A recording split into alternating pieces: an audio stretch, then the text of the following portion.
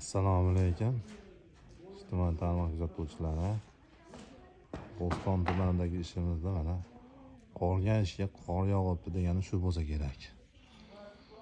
Ustilarni prognastilni olib qo'yganmiz, shu oldidagi chiripitsalarimiz qolgan.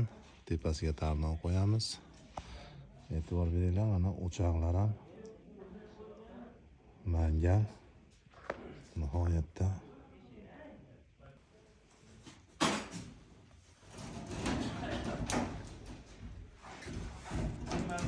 yozgi oshxona ishlari yaxshi ketyapti. E'tibor beringlar, mana o'rtasiga bitta arka solib qo'yganmiz.